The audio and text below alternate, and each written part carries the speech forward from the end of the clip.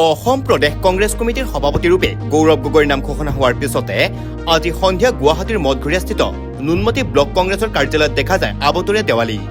বিৰোধী দলটোৰ কৰ্মী সমৰ্থকসকলে ফটকা ফুটাই মিঠাই বিতৰণেৰে আনন্দ উল্লাস প্ৰদৰ্শন কৰে। গৌৰৱ গগৈ জিন্দাবাদ, ৰাহুল গান্ধী জিন্দাবাদ, কংগ্ৰেছ জিন্দাবাদ আদি শ্লোগানেৰে আকাশ বতাহ মুখৰিত কৰি তোলে। উল্লেখযোগ্য যে দীৰ্ঘদিনীয়া জল্পনা কল্পনাৰ অন্তত নিখিল ভাৰত কংগ্ৰেছ কমিটিয়ে কালি যোৰহাটৰ সাংসদ গৌৰৱ গগৈক অসম প্ৰদেশ কংগ্ৰেছ কমিটিৰ সভাপতিৰূপে নিযুক্তি দিছে। আমি সেইকাৰণে আশা কৰিছোঁ যেতিয়া 1226 খ্ৰীষ্টাব্দত চাউলুং চুকাফা দেৱৰ নেতৃত্বত পাটকাই পৰ্বতেদি আহি তেওঁলোকে চৰাইদেউ পৰ্বতত যেতিয়া আহিলে তেতিয়া চাইছিলে যে গোটেই অসমত বিভিন্ন জনগোষ্ঠী জনজাতি বিভিন্ন ভাষা ভাষীৰ লোক অসমত আছিল। তেতিয়াই চিন্তা কৰিছিলে সেই আহোমসকলে যে আমি যদি অসমত শাসন কৰিব লাগে তেতিয়াহ'লে কোনো সম্প্ৰদায় বাদ দিব নালাগিব, কোনো জনগোষ্ঠীক বাদ দিব নালাগিব, সকলো জনগোষ্ঠীক সমমৰ্যাদা দিব লাগিব, সম অধিকাৰ দিব লাগিব। সেইকাৰণে চাউলুং চুকাফাই যেতিয়া অসমত দায়িত্ব লৈছিলে তেওঁ সকলো সম্প্ৰদায়ক মিলাই তেওঁ সকলোকে অধিকাৰ দিছিলে আৰু সকলোকে মিলাই চলিছিল। কিন্তু বৰ্তমান আমি যিটো দেখিছোঁ এইজন মুখ্যমন্ত্ৰীৰ দ্বাৰা যিটো চৰকাৰ চলি আছে, কোনো এজন মন্ত্ৰীৰ তেওঁলোকৰ নিজা ক্ষমতা নাই, গোটেইখিনি ক্ষমতা মুখ্যমন্ত্ৰীৰ হাতত। কোনোবা মন্ত্ৰীয়ে যদি কিবা নিজাববীয়া সিদ্ধান্ত লৈছে নেক্সট দিনাখনে সেই সিদ্ধান্ত মুখ্যমন্ত্ৰীজনে সলাই দিছে। সেইধৰণে আমাৰ আহোম শাসনৰ সময়ত আমি তেনেকুৱা ধৰণৰ প্ৰশাসন আমি দেখা নাছিলোঁ। আৰু সেইকাৰণে দেখিছিলোঁ যে তৰুণ গগৈদেৱৰ নেতৃত্বত আমি দেখিছিলোঁ গোৰ্খা উন্নয়ন পৰিষদ, কাৰ্বি উন্নয়ন পৰিষদ, তিৱা উন্নয়ন পৰিষদ, তিৱা সাহিত্য শাসন পৰিষদ, এই ধৰণে সকলোকে তেওঁলোকে অধিকাৰ দিয়া ব্যৱস্থা কৰিছিলে।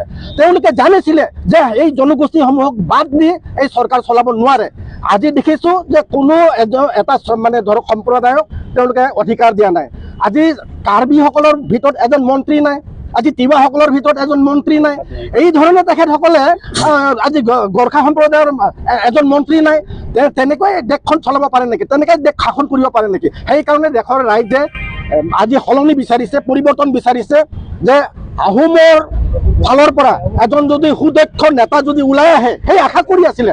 আজি গৌৰৱ গগৈদেৱ ওলাই আহিছে আৰু গৌৰৱ গগৈদেৱৰ ওপৰত আমাৰ বিশ্বাস আছে। আমি প্ৰতি আমাৰ জনগোষ্ঠীৰ বিশ্বাস আছে যে তেওঁক যদি দায়িত্ব অৰ্পণ কৰে আৰু তেওঁ যদি পৰৱৰ্তী সময়ত মুখ্যমন্ত্ৰী হয় সকলো জাতি জনগোষ্ঠী মানুহে এই সম অধিকাৰ পাব। আৰু সেইকাৰণে আমি বিচাৰিছোঁ যে অনতি পলমে আমাৰ এই ঘোষণা হ'ব লাগে দলীয়ভাৱে যে মুখ্যমন্ত্ৰী প্ৰাৰ্থী হিচাপে গৌৰৱ গগৈ হ'ব লাগে বুলি। মই দলীয় হাইকমাণ্ডক আমাৰ খাৰ্গে ডাঙৰীয়া, ৰাহুল গান্ধী ডাঙৰীয়াক মই ধন্যবাদ জনাম এইটো কাৰণেই যে অসমৰ ৰাইজে বিচাৰিছিলে যে সুদক্ষ নেতৃত্ব দিয়াৰ কাৰণে গৌৰৱ গগৈক বিচাৰিছিলে, অসম প্ৰদেশ কংগ্ৰেছ কমিটিৰ সভাপতি হিচাপে বিচাৰিছিলে, ৰাইজে বিচাৰিছিলে। আমিতো পাৰ্টীৰ ৱৰ্কাৰসকলে বিচাৰিছিলোঁ, ৰাইজেও বিচাৰিছিলে যে হিমন্ত বিশ্বৰ যি মিথ্যাচাৰ, যি ভ্ৰষ্টাচাৰ, যি এইটো উদঙাৰ কাৰণে বা তাক প্ৰত্যাহ্বান জনোৱাৰ কাৰণে একমাত্ৰ গৌৰৱ গগৈ ডাঙৰীয়া আমাৰ পাৰ্টীত যিধৰণে কাম কৰি আছে, পাৰ্লিয়ামেণ্টত যিধৰণে লাগি আছে, তাৰ কাৰণে অসমৰ ৰাইজে বিচাৰিছিল। সেই হিচাপে গৌৰৱ গগৈ ডাঙৰীয়াক অসম প্ৰদেশ কংগ্ৰেছ কমিটিৰ সভাপতি নিযুক্তি দিয়াত আমি নথৈ আনন্দিত হৈছোঁ, অসমৰ জনসাধাৰণ আনন্দিত হৈছে। আজি স্বতঃস্ফূৰ্তভাৱে মানুহ ওলাই আহিছে আৰু তাৰেই আজি আমি আদৰণি হিচাপে উষ্ম আদৰণি জনোৱাৰ কাৰণে নুনমাটি ব্লক কংগ্ৰেছ কমিটিৰ উদ্যোগত আজি আমাৰ এই অফিচত স্বতঃস্ফূৰ্তভাৱে আমাৰ দলীয় কৰ্মীসকলে, কিছু জনসাধাৰণো আহিছে, তেখেতসকলে অলপ দূৰত আছে, চাকৰি কৰা মানুহ আহিছে, দূৰত আছে, আজি চবেই আহি আজি উষ্ম আদৰণি জনাইছে আৰু গৌৰৱ গগৈ পৰৱৰ্তী মুখ্যমন্ত্ৰী হিচাপে অসমৰ জনসাধাৰণে আৰু আমি দলীয় কৰ্মী হিচাপে বিচাৰিছোঁ। News desk report, news any 365। Stay informed, stay ahead. News Any 365.